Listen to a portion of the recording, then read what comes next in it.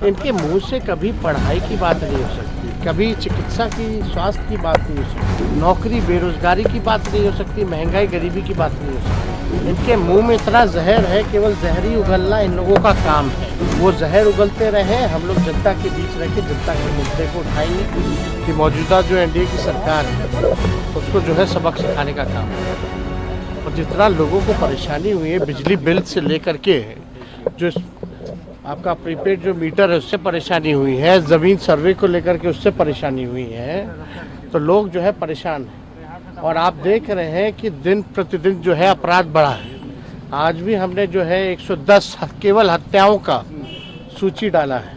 किस प्रकार से जो है अपराधियों का दिवाली बन रहा है और कानून व्यवस्था, विधि व्यवस्था का दिवाला बन रहा है।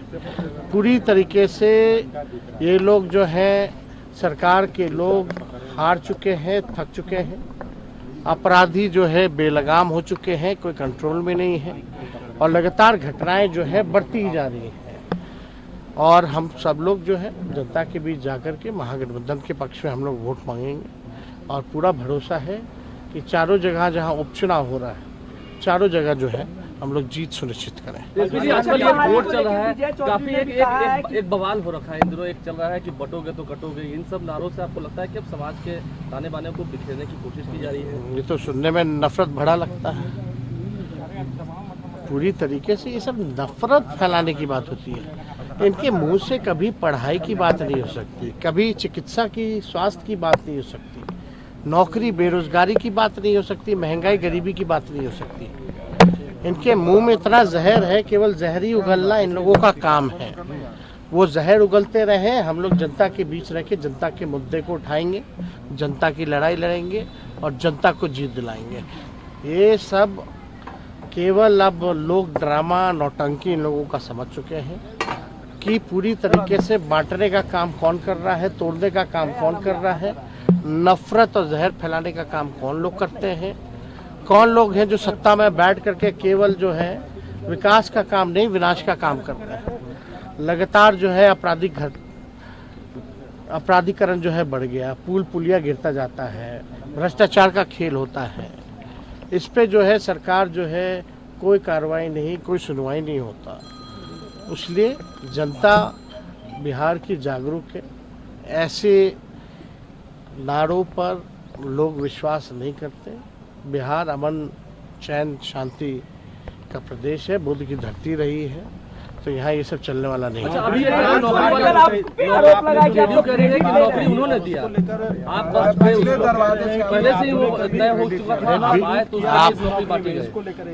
आप सब लोग तो नए नए आप लोग पोर्टल में आए थे जब 20 में, नया नया माइक पकड़े थे यार। तुम लोग अपने करियर के शुरुआती दौर में आप लोग जानते होंगे कौन कहता था कहाँ से लाएगा पैसा।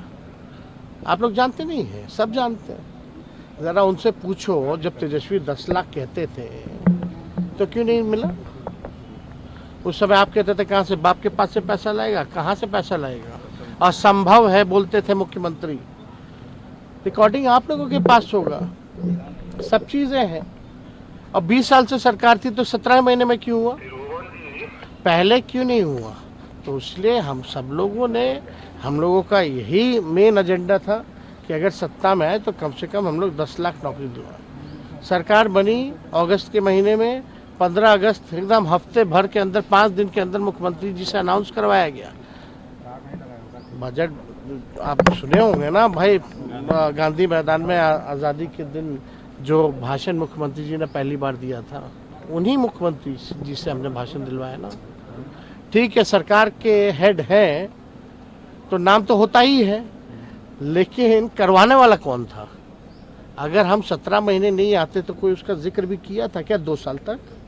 20 से 22 कोई रिक्त पद की बहाली निकाली गई थी क्या? हमारे आने के बाद ही सारे डिपार्टमेंट के रिक्त पदों पर बहाली, हर एक डिपार्टमेंट उठा के देख लो, निकाला गया कि नहीं निकाला गया? ये मोनियुल हक का जो हम शुरुआत किए थे, पूरा सब कुछ बनवाए हम लोग, बहुत सारा चीज़ है। काम हुआ कि नहीं हुआ? कौन कहता था, किसके एजेंडा में था कि खेलोगे तो भी नौकरी पाओगे, मेडल लाओ नौकरी पाओ जैसी योजनाओं के तहत 71-72 खिलाड़ियों को हम लोगों ने नौकरी दिया। तो ये सब कौन कर रहा था भाई? किसके पास था डिपार्टमेंट? शिक्षा विभाग किसके पास था? मेरा तो, हम तो मुख्यमंत्री जी से आग्रह करते हैं हाथ जोड़ करके, मेरा उस समय हेल्थ डिपार्टमेंट वाला पब्लिक हेल्थ कैडर का फाइल जो है वो कम से कम 1.5 लाख लोगों को नौकरी मिलेगी उसमें।